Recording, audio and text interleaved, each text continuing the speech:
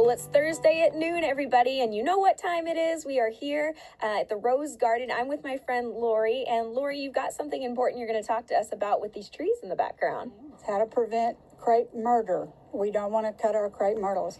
Aren't these beautiful? They've never been cut, never been pruned. If you do prune them, you just thin out branches that are crossing.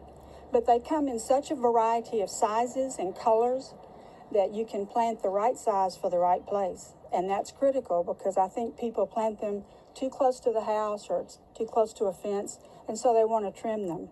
But you don't ever have to trim a crepe myrtle. So what is crepe murder? You were talking about that as well. It's when you all over town, I think it's a copycat thing that landscape companies and the yard men do.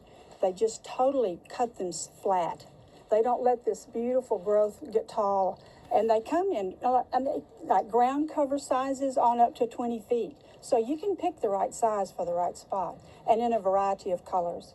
But crepe murder is when they totally cut them like this, and it's so ugly. It makes big knots on the limbs and the trunk, and it just ruins the shape of them because they're so sculptural in the garden. They're beautiful all on their own. So the best ways to prevent that, you would say, is picking the right one. You were saying. Right size, and then you don't have to cut them. We don't want all that in the landfill either, so it's better just to leave them alone and let them grow the way they're growing. If you have to prune branches that are touching, that's good.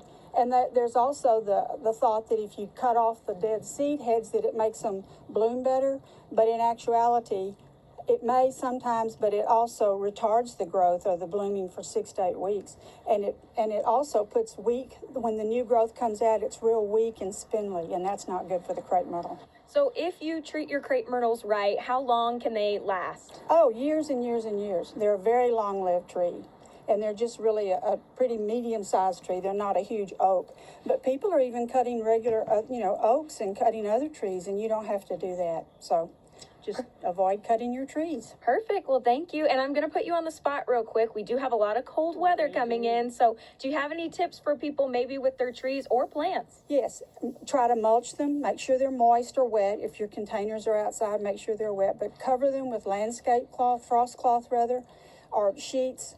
But mulching them too, mulching them and covering them up so that they're protected from that freeze, because it is going to be down below, way below freezing. Way below freezing. Right. Thank you, Lori, so much. Hey, guys, if you want to go ahead and tune in again next week, we'll be right here around noon again. But thanks for tuning in. We'll see you then.